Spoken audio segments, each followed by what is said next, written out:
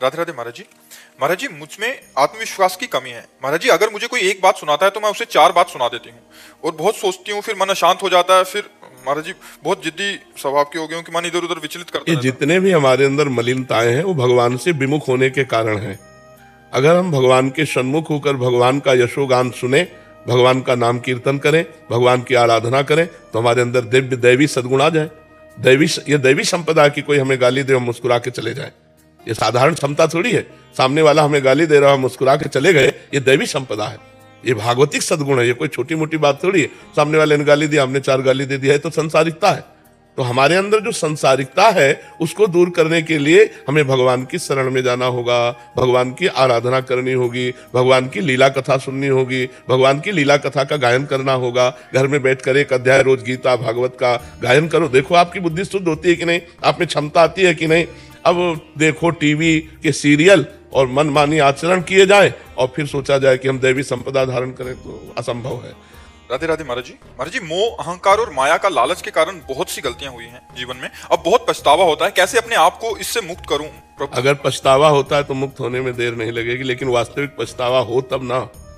पछतावा हो कि हृदय जल रहा है, अब खाना अच्छा नहीं लगता, पानी अच्छा नहीं लगता, रात दिन एक जलन पैदा हो रही मेरे से, ऐसा वही पश्चाताप ही उसको भस्म कर देगा।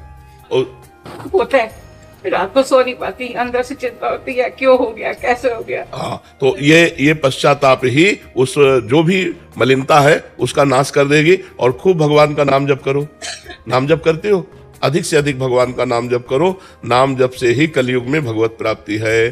अन्य युगों में अलग अलग भगवत प्राप्ति के साधन थे, जैसे सतयुग में ध्यान, त्रेता में यज्ञ, द्वापर में पूजा, लेकिन कलयुग में केवल हरिनाम, केवल हरिनाम। कलौ नास्तेव नास्तेव नास्तेव गति अन्यथा। भगवान श्री कृष्ण द्वैपायन व्यास देव जी महाराज 3 बार कहते हैं कि बिना हरिनाम के किसी का भी कल्याण नहीं हो सकता, नहीं हो सकता, नहीं हो सकता।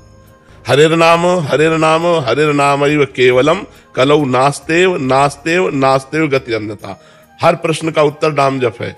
नाम जप करो, आप देख लो, हर प्रश्न का उत्तर समाधान आपको मिल जाएगा। हर बात का समाधान, हर संकट का समाधान, हर चीज जो चाहिए वो सब नाम कल्पतरु। जप के तो देखो। अब नाम न जप करो, भगवत विमुख होकर गंदे आचरण करो, चाहो सुख तो कैसे प्राप्त हो सकता है? सुख सिंधु भगवान से विमुख होकर किसी को सुख मिला है? इस मलिन माया के भोगों में कहीं सुख है? जितने भोगे सब हाथ मलते रह गए और यहाँ से चले गए। मनुष्य जीवन का जो परम लाभ है वो है परोपकार करो और नाम जप करो।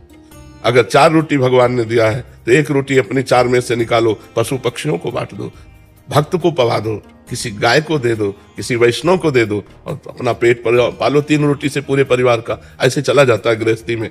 अगर हमारे पास 4 रोटी है तो 3 में पूरा परिवार पाते हैं, 1 रोटी दूसरे को देते हैं और खूब नाम जप करते हैं, देखो आनंद आ जाए। लेकिन आज का मानो दूसरे की चारों अपहरण करके स्वयं सुखी होना चाहता है, उसको भूखा रखना चाहता है। दूसरे को छीन झपट करके, बेईमानी करके, घूसखोरी करके वो सुखी होना चाहता है। कैसे हो सकता है? अधर्मी कभी सुखी नहीं हो सकता। और धार्मिक सदैव सुख को प्राप्त होगा। वर्तमान में दुख ही देख करके उसको यदि सोचो कि ये धर्म करता है, दुख भोगता है, तो धर्म का परिणाम दुख है क्या? नहीं, ये वर्तमान का नहीं, ये पूर्व का किया हुआ कर्म है। वर्तमान का जो धर्म है उसे जय और सुख को प्राप्त कराए। महाराज जी, 1.5 साल से मैं वहाँ सुन रही थी और आपके दर्शन और प्यार खींच के ले आया। अब मेरी गलतियां माफ कर दो, मेरे को बख्श दो। मैं खूब नाम जप करो, खूब नाम जप करो।